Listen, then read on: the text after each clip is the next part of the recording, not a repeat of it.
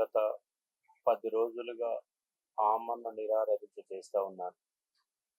నేను దీక్ష మొదలుపెట్టడానికి కూడా కారణం ఏంటంటే, మోతీలాల్ దీక్ష విరమించిన తర్వాత ఉద్యమం ఎక్కడ ఆగిపోద్దన్న భయంతో ఈ ఆమరణ నిరాహార దీక్షకు నేను మొదలుపెట్టాను. కానీ నేను ఆర్ట్స్ కాలేజీ కాడ దీక్ష మొదలు పెట్టాలని ప్రయత్నం చేశాను. కానీ అక్కడికి పోయినో లేదో 5 నిమిషాలలోనే పోలీసులు నన్ను బలవంతంగా అరెస్ట్ చేసి పోలీస్ స్టేషన్కు ఎక్కడికో తీసుకుపోతారు అనుకుంటే లేదని మళ్ళీ పట్టుకొచ్చి ఇంట్లోనే నిర్బంధించారు. అంటే నేను బయటికి పోతే ఎక్కడ అలజడి సృష్టిస్తారు అనుకున్నదో తెలియదు. కానీ గత 10 రోజులుగా కంప్లీట్గా నిర్బంధకాండ, ఇంటి చుట్టూ బారికేడ్లు, టోటల్గా తాళ్ళడ్డం పెట్టి టోటల్ ఒక 100 మంది పోలీసులను పెట్టి గేట్ కింద 3, దర్వాజా కాడ 2, ప్రధాన గేట్ కాడ 10 మంది, ఇంటి చుట్టూ మొత్తం నా అపార్ట్మెంట్ మొత్తం కూడా ఒక పోలీసు వలయంగా మార్చి పైకి బంధువులను కూడా రానివ్వకుండా, మీడియాను కూడా రానివ్వకుండా కంప్లీట్గా నిర్బంధించి నేను చేసిన దీక్షను కూడా విద్యార్థులకు కూడా చేరకుండా ఈ ప్రభుత్వము ఒక దమనకాండకు దిగుతుంది. నేను అయ్యాల టిఆర్ఎస్ పార్టీని ఓడించాలన్న లక్ష్యంతో, కాంగ్రెస్ను కూడా గెలిపించాలన్నటువంటి ఏకైక లక్ష్యంతో 5,000 కిలోమీటర్లు తిరిగి నేను ప్రభుత్వాన్ని మద్దతు ప్రచారం చేశాను. ఎన్నో మీటింగ్లలో రౌండ్ టేబుల్ సమస్యలో పాల్గొని విద్యార్థులందరినీ ఈ పార్టీకి ఓటేయని చెప్పిన వ్యక్తికే ఇవాళ నాకే ఈ దురావస్థ పట్టిందంటే సిగ్గుసేటు అనిపిస్తా ఉంది. ఇవాళ కాంగ్రెస్ గవర్నమెంట్ 2 లక్షల ఉద్యోగాలు ఇస్తామని చెప్పి ఇప్పటిదాకా వాళ్ళు ఇచ్చిన పోస్ట్ ఒక్కటి లేదు. కానీ 28,000కు పైన ఉద్యోగాలు ఇచ్చిన లెక్కలు వేసుకున్నారు. వాళ్ళు ఇచ్చిన ఉద్యోగాలు డిఎస్సిలో 4,800 పోస్టులు వేశారు, గ్రూప్ 1లో 63 పోస్టులు వేశారు. ఆ పోస్టులు తప్ప వాళ్ళ దగ్గర ఒక్క పోస్ట్ కూడా లేదు. ఇవాళ డిఎస్సి వాళ్ళు ఏమన్నారంటే, మాకు 4,500 పోస్టులు పెంచారు, టెట్ మన నిర్వహించారు, గందరగోళం ఉంది, మాకు కొంత ఒక 45 రోజుల టైం ఇచ్చి 25,000 మెగా డిఎస్సి వేస్తామని మీరే చెప్పారు, ఎందుకు వేస్తలేరని వాళ్ళు క్వశ్చన్ చేసి ముట్టడి చేస్తే విద్యార్థులు వచ్చిన దానికంటే పోలీసులే, మొన్న టీఎస్పీసీ ముట్టడి ఎట్లుందంటే విద్యార్థుల ముట్టడిలాగా లేదు, పోలీసుల ముట్టడిలాగా ఉంది. 1,000 మంది విద్యార్థులు రోడ్ల మీదకి వస్తే ఎక్కడికక్కడ అరెస్టులు, Dilsukh Nagar, RTC cross road, Nampally, దొరికిన వాళ్ళని దొరికినట్టు అరెస్ట్ చేయడం, జిల్లాలలో అరెస్ట్ చేయడం. నాకు తెలిసి 2014 తర్వాత ఇంత నిర్బంధకాండ నేను ఎప్పుడు చూడలేదు. ఒక జర్నలిస్టుగా 14 ఏళ్ళు పనిచేసిన. కానీ గత ప్రభుత్వమే అనుకుంటా ఆ ప్రభుత్వానికి 200% ఈ ప్రభుత్వము విద్యార్థులను గోసపెడుతుంది. మా ప్రధాన డిమాండ్లు ఏంటంటే, గ్రూప్ 2, 3లో 783 పోస్టులు మాత్రమే, వాటిని 2,000 పెంచమన్నాం. కనీసం 2,000 కాదు కదా, 1,200 చేసినా కూడా నిరుద్యోగులు సంతృప్తి పడేవారు. ఒక్క పోస్టు పెంచలేదు. గ్రూప్ 3లో పోస్టు పెంచలేదు. గ్రూప్ 1లో 1:100 ఇవ్వమని అడిగినాం. ఆడలో తప్పేంటండి? మీరు 2 సార్లు ఎగ్జామ్ క్యాన్సిల్ అయింది. కాంగ్రెస్ నాయకులే బల్మూరు వెంకటే దగ్గరుండి కేసేసి ఓన్లీ ఒక బయోమెట్రిక్ కారణంగా 2వ సారి క్యాన్సిల్ చేశారు. 3సారి ఏం 14 పేపర్ లీకే కారణమే. 2 సార్లు లీక్ అయినాక 3 ఏళ్ళుగా విద్యార్థులు చదువుతుంటే మాకు అన్యాయం జరిగింది, మాకు 3వసారి 1:100 ఇవ్వమంటే లీగల్ కాంప్లికేషన్ లెక్కలు చెప్తున్నారు. కానీ పక్క రాష్ట్రంలోనే గ్రూప్ 2లో 1:15 ఉంటే 1:100 ఇచ్చారు. మరి ఆ రాష్ట్రంలో లీగల్ కాంప్లికేషన్ ఇప్పుడు ఎందుకు వచ్చినాయి? 2004లో కూడా వైఎస్ గవర్నమెంట్ ఉన్నప్పుడు 1:100 ఇచ్చారు. మరి గత ఏపీఎస్ ఇచ్చినప్పుడు టీఎస్పీసీ ఇవ్వడానికి ఏంటి ఇబ్బంది అంటే ఇవ్వట్లేదు. అంటే ఈ ప్రభుత్వం ఒకటే, ఒక నిర్బంధ కాండ తప్ప ఇంకోటి ఏమీ లేదు. వాళ్ళ గ్రూప్ 2, 3లో పోస్టులు పెంచాలి ప్రధాన డిమాండ్ కొనసాగుతుంది. నేనిక్కడ ఆమరణ నిరాహార దీక్ష చేస్తుంటే నా సమాచారాన్ని బయటికి కూడా పోకుండా నిర్బంధ కాండ పెట్టి ఇబ్బంది పెడుతున్నారు కాబట్టి నేను ఇంట్లో ఉండి దీక్ష చేసిన ఫలితం లేకుండా పోతుంది. అందుకే బయటకు వచ్చి విద్యార్థులతోని కలిసి ఉద్యమం చేయాలని నిర్ణయించాను. దానిలో భాగంగా విద్యార్థుల డిమాండ్ల మేరకు ఇవాళ నేను ఆమరణ నిరాహార దీక్ష విరమిస్తున్నా. ఇక్కడ గమ్మత్ ఏంటంటే నిన్న ముఖ్యమంత్రి గారు మహబూబ్ నగర్లో మీటింగ్లో మాట్లాడుతూ ఆయన ముఖ్యమంత్రి అన్న అంశం కూడా మర్చిపోయి ఇష్టానుసారంగా మాట్లాడుతున్నాడు. నిరుద్యోగులను కూడా తిడుతున్నాడు. ఎంత దౌర్భాగ్యం అండి! నిరుద్యోగులే మీ ప్రభుత్వాన్ని అధికారులు తీసుకొస్తే మీరు ఇంత దౌర్భాగ్యంగా మాట్లాడంత నీచాతి నీచంగా మాటలు ఎంతవరకు కరెక్ట్? నేనేమనుకుంటున్నంటే ఈ ముఖ్యమంత్రికి పెద్దగా చదువు రాదు, ఈయనకు పరిపాలించడం రాదు. కాబట్టి రాష్ట్రానికి ఇద్దరు ముఖ్యమంత్రులు ఉండాలి. ఒకటి రేవంత్ రెడ్డి ఏమో రాజకీయాలు చేయడానికి ముఖ్యమంత్రిగా పనికొస్తాడు తప్ప ఆయనకు పరిపాలన చేయడం రాదు.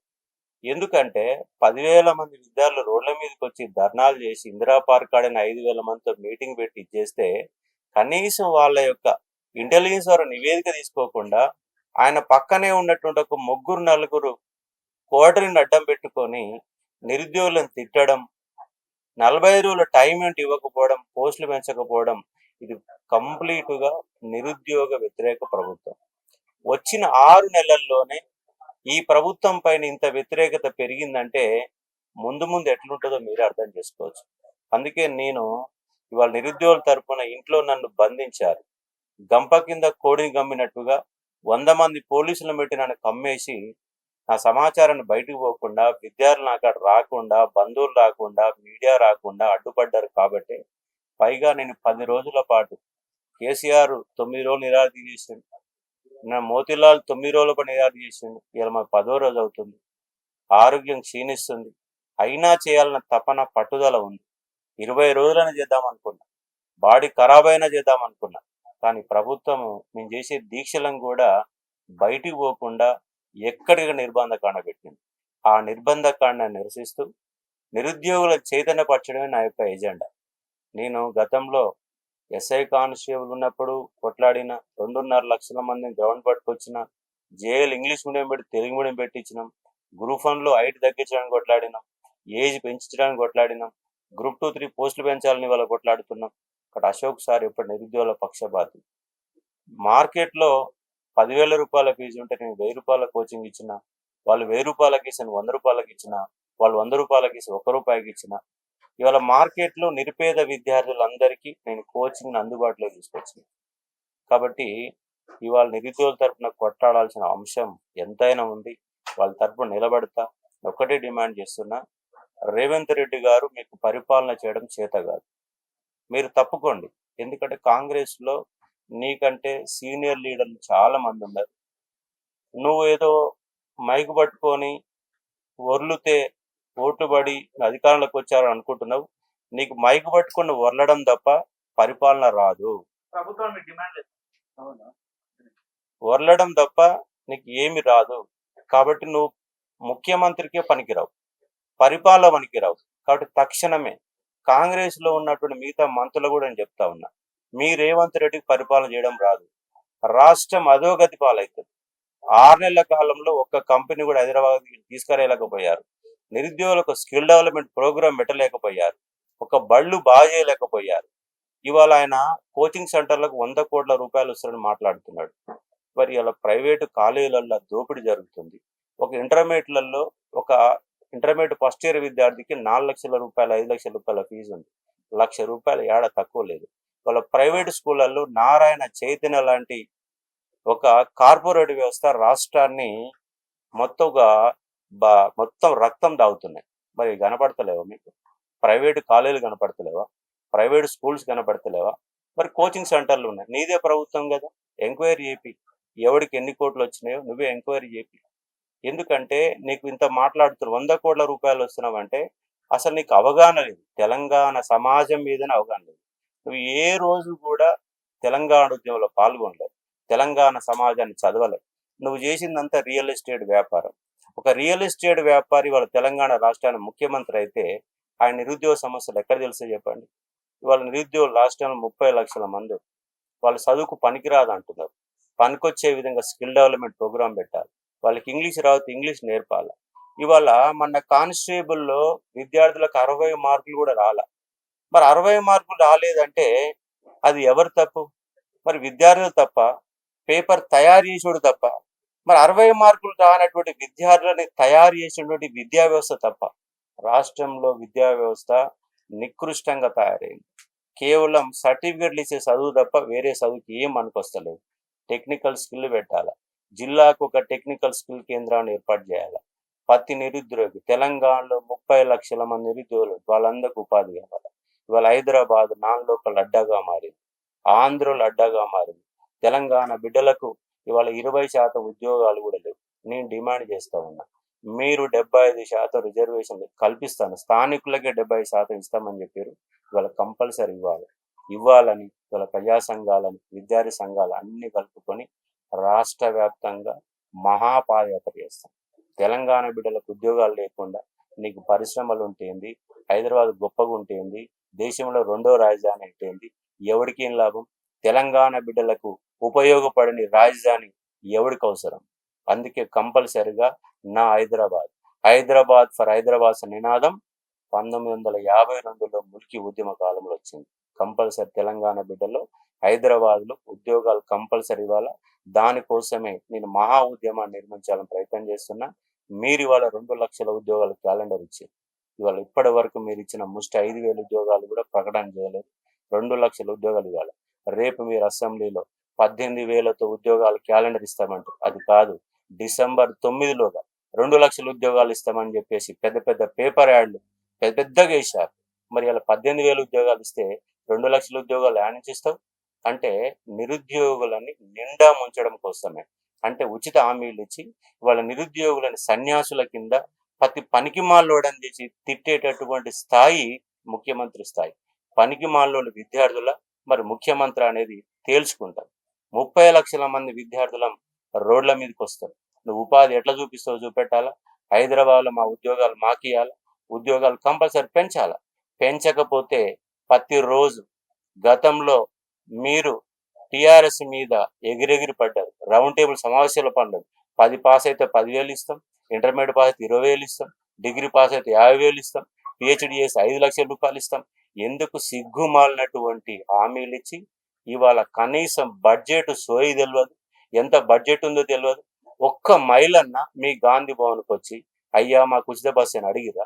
ఇవాళ మహిళల పేరుతో నెలకు 300 కోట్ల రూపాయలు పోతుంది. నేను డిమాండ్ చేస్తున్నా, ఆ 300 కోట్ల రూపాయలు ఖర్చు పెట్టి ప్రాథమిక పాఠశాలను బాగు చేయి, స్కూల్ని బాగు చేయి, కాలేజీని బాగు చేయి. ఈ కార్పొరేట్ వ్యవస్థ మొత్తం నాశనం అయిపోతుంది. ఇవాళ నీకు టీశాట్ ఉంది, టీశాట్లో మంచి ఫ్యాకల్టీని పెట్టు, మంచి ఫ్యాకల్టీని పెట్టి గంటకు 5,000 రూపాయలు. గవర్నమెంటే కదా, ఏం కొంపలు మునిగిపోతున్నాయి? 5,000 రూపాయలు ఇచ్చి టీశాట్ ద్వారా రాష్ట్రం మొత్తం ఉచిత కోచింగ్ అయ్యి. నా కోచింగ్ ఎందుకు ఉండాలా? నీ గవర్నమెంట్ కోచింగ్ ఉండడానికి అశోక అకాడమీ ఎందుకు ఉండాలా? ఆర్సీ రెడ్డి ఎందుకు ఉండాలా? ఇంకో బాలలతో ఎందుకు ఇష్యూ నడపాలా? ఏం గవర్నమెంట్కి లేదా? Government B studies SC studies వాటికి ఎందుకు డబ్బులు ఇయ్యరు? వాటిని ఎందుకు ఫ్యాకల్టీని మంచి ఫ్యాకల్టీ చేయరు? మీ దగ్గర సంస్థలు ఉంటాయి, కోట్ల రూపాయలు ఖర్చు పెడతారు, వాటి మీద పర్యవేక్షణ ఉండదు, ఒక ఎంఈఓలు ఉండరు, ఒక డిఈఓలు ఉండరు, విద్యా వ్యవస్థ పైన ఒక్కడికి సోయి ఉండదు. ఒక్క మంత్రికి జీవో నెంబర్ 46 అంటే తెలియదు. ఇవాళ డిఎస్సి పోస్టులు పెంచారు ఎందుకు అడుగుతున్నదో తెలియదు.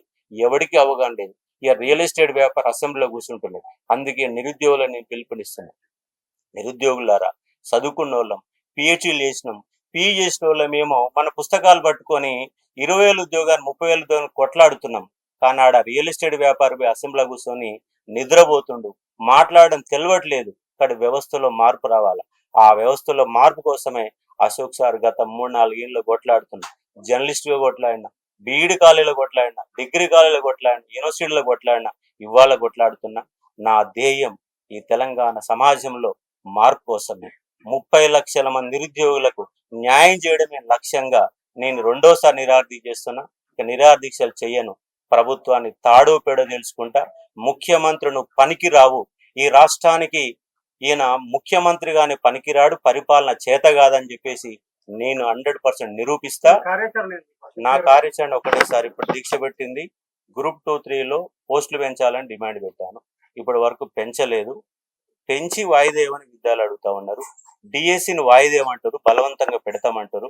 రేపు బలవంతంగా పెడితే ఇవాళ 2 లక్షల మంది నిరుద్యోగులు డిఎస్సి వాళ్ళు ఉన్నారు. వాళ్ళ తీవ్రమైన వ్యతిరేకత వస్తుంది.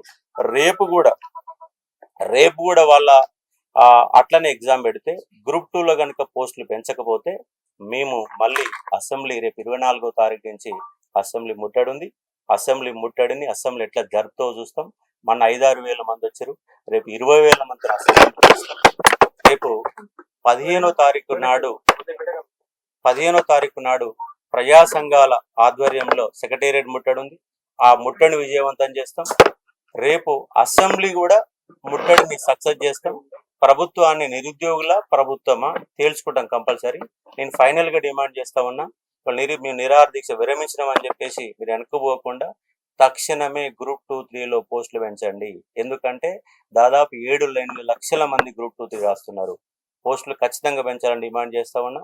రెండోది, గ్రూప్ 1లో 1:100 ఇవ్వండి. ఈ దేశం ఏం మునిగిపోదు, రాష్ట్రం ఏం మునిగిపోదు. పక్క రాష్ట్రాలు లేని లీగల్ కాంపిటీషన్ మనకేమి రావు. మీరు లాస్ట్ టైం 2016లో గ్రూప్ 2 పోస్టులు యాడ్ చేశారు. మొన్న గ్రూప్ 3లో కూడా 13 పోస్టులు యాడ్ చేశారు. మరి అక్కడ 13 పోస్టులు యాడ్ చేసినప్పుడు గ్రూప్ 2లో యాడ్ చేస్తే ఏం రోగం వస్తుంది? డిఎస్సిలో యాడ్ చేశారు కాబట్టి గ్రూప్ 2-3లో యాడ్ చేయండి. గ్రూప్ 1లో 1:100 ఇవ్వండి. ఇవాళ కూడా మించిపోలేదు. డిఎస్సిని తక్షణమే 45 రోజుల టైం ఇస్తూ పోస్ట్ పోన్ చేసి వాళ్ళకు మానసిక సంఘర్షణ తగ్గించాలని డిమాండ్ చేస్తున్నాం. ఇవాళ గురుకుల వాళ్ళు 9,210 ఉద్యోగాలు పడితే ఇంకా 3,000 మందికి ఉద్యోగాలు ఇచ్చే పరిస్థితి లేదు. ఒక్కొక్కరికి 3 ఉద్యోగాలు వచ్చినాయి. అక్కడికి సక్రమంగా చేయాలంటున్నాం. రోడ్డు మీద తిరుగుతున్న జీవో నెంబర్ 46 బాధితులు న్యాయం చేయాలంటున్నాం. ఇక్కడ తెలంగాణ సమాజ పరిష్కారమే ధ్యేయంగా 30 లక్షల మందికి తెలంగాణ బిడ్డలకు ఉద్యోగాలు ప్రైవేట్ రంగంలో, ప్రభుత్వ రంగంలో లక్ష్యంగా రేపు మీరు ప్రకటించిన 2 లక్షల ఉద్యోగాలు కంపల్సరిగా రేపు డిసెంబర్ 9లో కానీ ఇవ్వాలన్న డిమాండ్లతో ఇవాళ మేము ముందుకు వస్తున్నాం. రేపటి సంది ఈ ప్రజా సమూహంలో నిరుద్యోగులతో కలిసి కొట్లాడుతాం. అవసరమైతే ఢిల్లీ కూడా పోతాం. రాహుల్ గాంధీని మళ్ళా పట్టుకొచ్చి ఆర్టిస్ట్ క్రాస్ రోడ్లో తీసుకొచ్చి కట్టేస్తాం. ఎందుకంటే ఆయన వచ్చి హామీలు ఇచ్చారు, ప్రియాంక గాంధీ హామీ ఇచ్చారు. వాళ్ళకు ఇచ్చిన టైం ఈ ముఖ్యమంత్రికి లేదు. కాబట్టి ముఖ్యమంత్రి పరిపాలనకు అనర్హుడని ఫైనల్ గా చెప్పదలుచుకున్నాను. నిరుద్యోగ వార్తలు కవర్ చేస్తున్న జర్నలిస్టుల మీద కూడా దాడులు చేపట్టారు. అవును, నిన్న ఎంత దుర్మార్గం అంటే జీటీవీ రిపోర్టర్ మెడలో ఐడి కార్డు ఉంది. ఐడి కార్డు ఉన్నా కూడా పట్టుకొని గుంజుకుపోవడం అనేది ఇంతకంటే దుర్మార్గం ఎక్కడ చూడలే.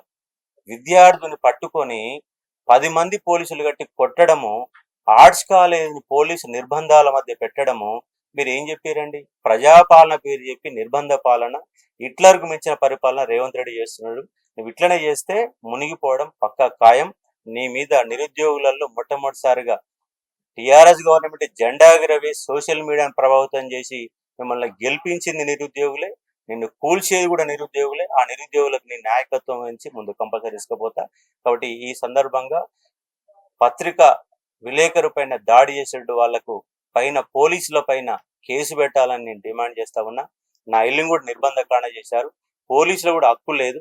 ముందు ఈ యొక్క ప్రజా ఉద్యమాలు మరింత బలోపేతం చేసి చెప్తా ఉన్నాను. మోతిలాల్ చేసిన ఆమరణ నిరాహార దీక్ష ఆగిపోయిన నేపథ్యంలో ఉద్యమాన్ని కొనసాగించాలనే లక్ష్యంతో నేను గత 10 రోజులుగా ఆమరణ నిరాహార దీక్ష చేస్తా ఉన్నాను. కానీ నన్ను ఇంట్లో గృహ నిర్బంధం చేసి 100 మంది పోలీసులను పెట్టి బారికేడ్లు పెట్టి నా నిరాహార దీక్షను కూడా బయటికి పోకుండా, విద్యార్థులను కలవకుండా, మీడియాను బయటికి రాకుండా, నా కుటుంబ సభ్యులను కూడా కలవకుండా ఈ గవర్నమెంట్, ఈ రేవంత్ రెడ్డి గవర్నమెంట్ నన్ను అష్టదిగ్బంధం చేసింది. అయినా 10 రోజుల పాటు నిరాహార దీక్ష చేశాను. ఇంకో 10 రోజులు కూడా చేయాలని అనుకున్నాను. కానీ నా ఆరోగ్యం కూడా క్షీణిస్తూ ఉంది. కంప్లీట్గా కిడ్నీ డ్యామేజ్ కూడా స్టార్ట్ అయింది. క్లీటోన్స్ మొత్తం కూడా పడిపోతున్నాయి. ఈ నేపథ్యంలో ఇంకో 10 రోజులు చేయాల్సిన నేను ఈ 10వ రోజే ఆమరణ నిరాహార దీక్ష విరమిస్తున్నాను. నా దీక్ష మొదలుపెట్టడానికి గల ప్రధాన కారణం గ్రూప్ 2-3లో పోస్టులు పెంచాలి. 1:100 గ్రూప్ 1లో 1:100 అవకాశం కల్పించాలి. డిఎస్సిలో మెగా డిఎస్ 25,000 ఉద్యోగాలు ఇచ్చి 45 రోజుల సమయం ఇవ్వాలి. అదే మాదిరిగా గురుకుల వాళ్ళు రోడ్డు మీద తిరుగుతున్న గురుకుల న్యాయం చేసి జీవో నెంబర్ 46 పరిష్కరించాలని డిమాండ్లతో నేను గత 10 రోజులుగా ఆమరణ నిరాహార దీక్ష చేస్తా ఉన్నాను. కానీ ఈ దొంగ ప్రభుత్వానికి, రేవంత్ రెడ్డి ప్రభుత్వానికి ఎక్కడ కూడా సోయి రావడం లేదు. పైగా నిరుద్యోగులను కూడా పనికిమాలోళ్ళు అని చెప్పేసి తిడుతా ఉన్నాడు. నిరుద్యోగుల భుజస్కంధాలపై అధికారంలోకి వచ్చిన రేవంత్ రెడ్డి అదే నిరుద్యోగులని అనరాని మాటలు అంటా ఉన్నాడు. కాబట్టి మేమేమంటున్నామంటే, ఏ నిరుద్యోగులైతే కష్టపడి మీ కాంగ్రెస్ అధికారులను తీసుకొచ్చారో ఈ రేవంత్ రెడ్డికి పరిపాలించడం తెలియదు. ఇక్కడ రాష్ట్రానికి ఇద్దరు ముఖ్యమంత్రులను ఉండాలా, ఎందుకంటే ఈయనకు రాజకీయ ప్రసంగాలు తప్ప ఈయనకు పరిపాలన చేయడం అనేది తెలియదు. ప్రతిపక్ష నేతగా ఏ విధంగా అయితే టీఆర్ఎస్ వాళ్ళని తిట్టిండో ఇవాళ గట్టనే మాట్లాడుతున్నాడు. ముఖ్యమంత్రి అన్న సోయి లేకుండా నిరుద్యోగులను తిడుతున్నాడు. కానీ నీకు పరిపాలన రాదు కాబట్టి ఇంకో ముఖ్యమంత్రిని పెట్టుకో, ఒకవేళ నాకు రాదని నువ్వు రాజీనామా చేయి, ఎందుకంటే కాంగ్రెస్ లో చాలా మంది సీనియర్లు ఉన్నారు. కానీ పరిపాలన రానటువంటి ముఖ్యమంత్రి మాకు అవసరం లేదన్న డిమాండ్తో మేమైతే ఏవైతే కోరికలు పెట్టావో ఆ కోరికల డిమాండ్ కోసం నేను నిరుద్యోగులు కలిసి కొట్లాడదలుచుకున్నాను. రేపు 15వ తారీఖు నాడు ప్రజా సంఘాలు రాజారాం యాదన్న, సిద్ధేశ్వరం లాంటి వాళ్ళు మొదలుపెట్టినటువంటి అసెంబ్లీ సెక్రటరీ ముట్టడిని సక్సెస్ చేయాలని పిలుపునిస్తా ఉన్నాం. రేపు 24వ తారీఖు నుంచి మొదలుపెట్టినటువంటి అసెంబ్లీ సమావేశాలను కూడా ముట్టడి చేసి అడ్డుకుంటాం. అవసరమైతే విద్యార్థులు చలో ఢిల్లీకి పిలిపించారు, ఢిల్లీకి పోయి రాహుల్ గాంధీని పట్టుకొచ్చి ఆర్టిస్ట్ క్రాస్ రోడ్లో మళ్ళీ తీసుకొచ్చి కట్టేస్తాం ఈడ. దాంతో పాటుగా ఇవాళ ప్రైవేట్ ఉద్యోగాలలో 75% స్థానికులకి రిజర్వేషన్ కల్పిస్తామని ప్రభుత్వం చెప్పింది, కానీ దాని వైపు అడుగులు వేయడం లేదు. కాబట్టి హైదరాబాద్ ఫర్ హైదరాబాద్ నినాదంతో రేపు హైదరాబాద్లో తెలంగాణ బిడ్డలకు ఉద్యోగాలనే డిమాండ్తో మీ రాష్ట్ర వ్యాప్తంగా మహాపాదయాత్ర కూడా చేయాలని డిసైడ్ చేసుకుంటున్నాం. మీరు డిసెంబర్ 9లోగా 2 లక్షల ఉద్యోగాలు ఇస్తామని చెప్పారు. ఇప్పటి వరకు మీరు డిఎస్సిలో 4500 పోస్టులు వేశారు, గ్రూప్ 1లో 63 పోస్టులు వేశారు తప్ప ఒక్క పోస్ట్ కూడా ఇంతవరకు వెయ్యలేదు. మీరు చెప్తున్న 28,000 ఉద్యోగాలు మీకు కావు, అవన్నీ కూడా గత గవర్నమెంట్ ఇచ్చే ఉద్యోగాలు మీ ఖాతాలో వేసుకుంటున్నారు. కాబట్టి రేపు మీరిచ్చే జాబ్ క్యాలెండర్ 1,00,000 ఉద్యోగాలతో ఇవ్వాలి, ఎందుకంటే డిసెంబర్ 9లో 2 లక్షల ఉద్యోగాలు ఇస్తున్నారు. మీకు 8 నెలల టైం గడిచిపోయింది కాబట్టి కంపల్సరీగా రేపు ఈ యొక్క జాబ్ క్యాలెండర్ 1,00,000 ఉద్యోగాలతో వేయకపోతే మిమ్మల్ని వెంటాడుతాం, మిమ్మల్ని వేధిస్తాం. ముఖ్యమంత్రి ఈ రాష్ట్రానికి పనికిరాడన్న అంశాన్ని రాష్ట్ర వ్యాప్తం చేస్తాం. మా మహా ఉద్యమాన్ని నిరుద్యోగులతో కలిసి ప్రజా సంఘాలతో కలిసి మహా ఉద్యమాన్ని నిర్మించడానికి ఆసన్నం 8 నెలల కాలంలో స్టార్ట్ అయిందని చెప్పదలుచుకున్నాను.